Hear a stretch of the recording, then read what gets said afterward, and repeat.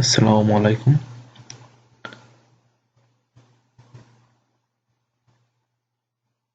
সবাইকে এখানে এই পরি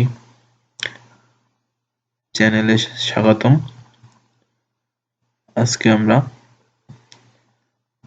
মান নির্ণয়ের সূত্রের আরেকটি অনুসিদ্ধান্ত দেখাবো। দুইটি সূত্র যোগ করলে নতুন আরেকটি সূত্র তৈরি হয়। সেটা কিভাবে হয় সেটাই দেখাবো আজকে।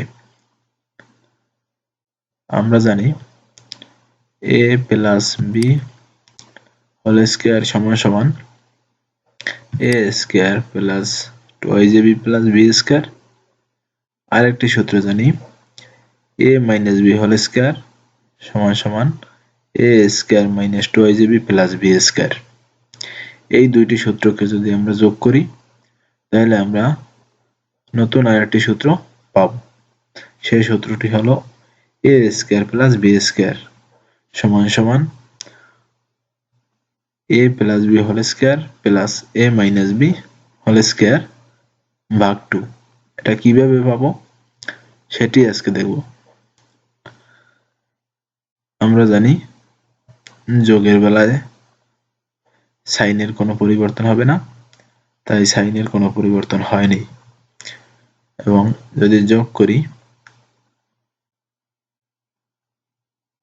এখানে একটি a স্কয়ার আছে, এখানে একটি a স্কয়ার আছে, তার মানে নিচে হবে 2a স্কয়ার।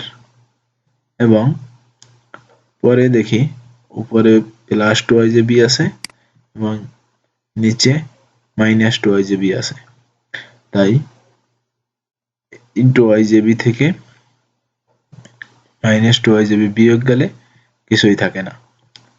তারপরে দেখা গেছে এখানে v স্কয়ার নিচেও প্লাস v স্কয়ার, তার মানে প্লাস 2v স্কয়ার আছে সমান সমান, এবং এখানে a plus b whole square এবং এর মাঝখানে যেহেতু আমরা যোগ করি প্লাস চিহ্ন হবে, প্লাস চিহ্নের পরে হবে a minus b whole square.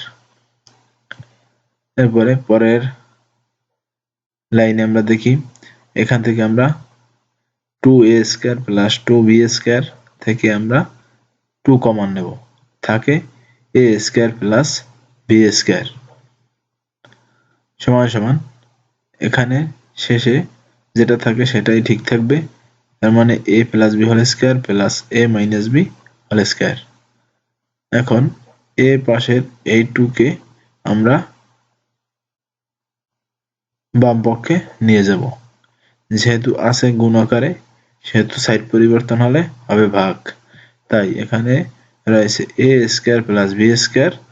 এই a square plus b square সমান সমান উপরে থাকে a plus b whole square plus a minus b whole square, এবং এই 2 গুণ আকারে থাকার কারণে এখানে ভাগ হয়ে আসছে, তার মানে আমরা সূত্রটি কি পেলাম, a square plus b square সমান সমান a plus b whole square plus a minus b whole square ভাগ 2।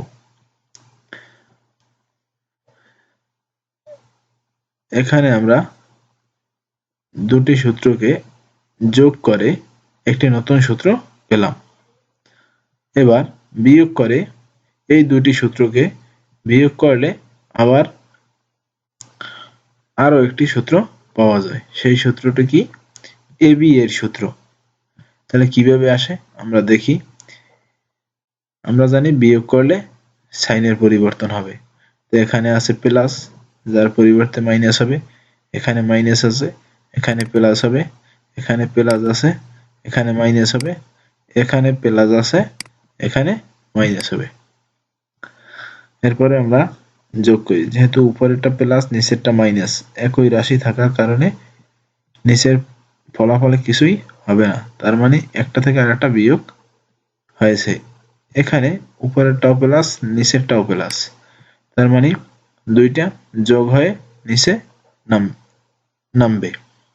তাহলে এখানে 2ab এখানেও 2ab, তার মানে 4ab। এখানে প্লাস থাকার কারণে এবং এখানে মাইনাস থাকার কারণে এই দুটি এই বি স্কয়ার থেকে বি স্কয়ার বাদ হলে কিছুই থাকে না, সমান সমান কি থাকে, a plus b whole square, যেহেতু আমরা বিয়োগ করেছি তাই মাঝখানে মাইনাস হবে, minus a minus b whole square.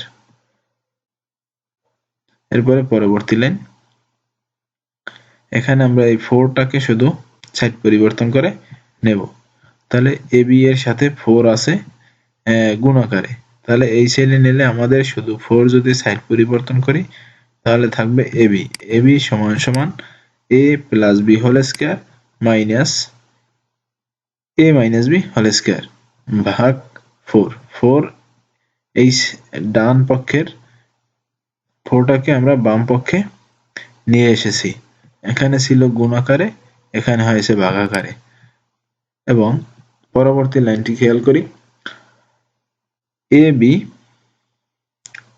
সমান সমান এটাকেই আমরা আবার এইভাবে লিখতে পারি, কিভাবে লিখতে পারি, উপরে a প্লাস বি, নিচে এই 4 কে আমরা যখন এই নিচে লিখব তাহলে 4 কে আমরা এই 4 দুটো রাশির সাথেই আছে, তার মানে 4 কে আমরা 2 এর হোল স্কয়ার করে লিখতে পারি, তাহলে কি a প্লাস বি ভাগ 2 এর হোল স্কয়ার মাইনাস, মাঝখানে মাইনাস চিহ্ন থাকার কারণে আমরা মাইনাস চিহ্ন দিয়েছি, এবং এই a b এর সাথেও 4 আছে, এবং 4 কে আমরা 2 এর হোল স্কয়ার দিয়ে লিখতে পারি, তাহলে কিভাবে লিখতে পারি, a minus b whole square, a minus b ভাগ 2 এর হোল স্কয়ার। তাহলে আমরা কি এখানে a plus b whole square, a minus b whole square এই দুটি সূত্রকে যোগ করে আমরা নতুন একটি সূত্র কি পেলাম, a plus b, a square plus b square, এবং